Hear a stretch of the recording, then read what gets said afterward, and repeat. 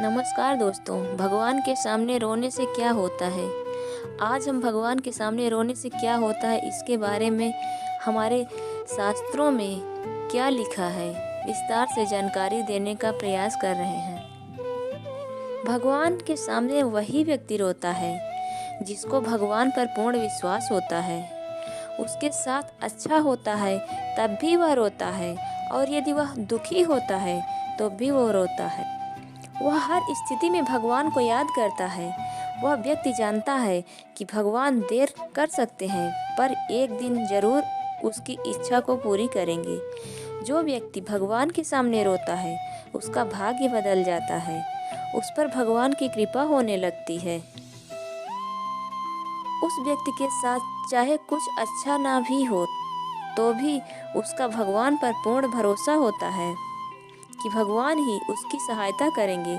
वह हर दुख में भगवान को याद करता है और सुख में भी भगवान को नहीं भूलता। उस व्यक्ति का मन पवित्र होने लगता है और उसके अंदर अध्यात्म का विकास होने लगता है और उसका मन भगवान की भक्ति में लगने लगता है। जब कोई भी व्यक्ति भगवान के सामने जब जाता है तो उसका दुख दर्द वह भगवान को बताता है। हमारे मन की हर एक बात भगवान जरूर जानते हैं। वह अंतर्यामी है, उनसे कुछ नहीं छुपता है। जब किसी व्यक्ति को भगवान के सामने जाते ही रोना आता है तो उसे यदि मुसीबत से बाहर निकलना है तो उसे भगवत गीता पढ़ना शुरू कर देना चाहिए, क्योंकि जब कोई दुखी व्यक्ति भगवत गीता पढ़ता है तो भगवान जल्दी ही उसे कोई रास्ता दिखा देंगे। यदि कोई विधि पूर्वक भगवत गीता पढ़ता है तो उसके जीवन में चमत्कार जरूर होता है। आप भगवान की स्तुति करें, वह आपके जीवन के बड़े से बड़े संकट को दूर कर देंगे। भगवान के सामने रोना चाहिए या नहीं, सनातन धर्म को मानने वाले प्रत्येक व्यक्ति का अंतिम लक्ष्य मोक्ष की प्राप्ति होता है। हर व्यक्ति चाहता है कि वह जीवित अवस्था में सारे सुख भोगे और मृत्यु के बाद उसे मोक्ष की प्राप्ति हो जाए और भगवान से प्रार्थना करे। भौतिक सुख प्राप्त करने के लिए मनुष्य चाहता है कि उसे दुनिया की सारी खुशियां मिल जाएं।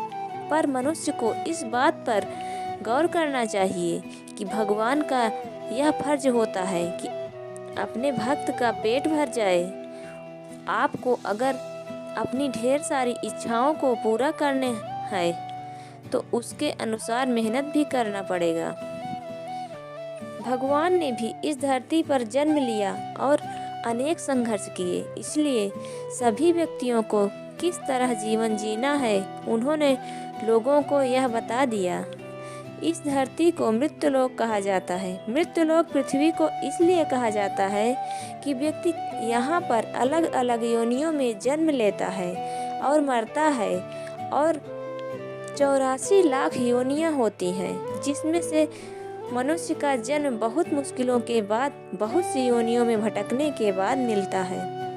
प्रत्येक व्यक्ति अपने इष्ट देव से प्रार्थना जरूर करता है, और जब वह भगवान के मंदिर में जाता है या फिर भगवान की भक्ति करता है तो उसके मन में बहुत से अच्छे बुरे विचार आते हैं और वह अपने दुख याद करके अपने आंसुओं को रोक नहीं पाता है और वह भगवान के सामने रोने लगता है, और वह संकेत बहुत शुभ होता है।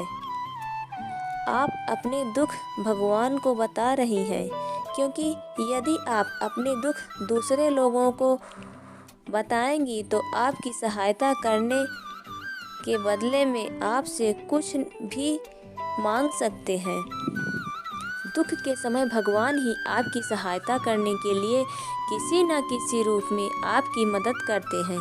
इसलिए भगवान को हमें हमारे दुख बताने चाहिए, और भगवान के सामने आप रो भी सकते हैं।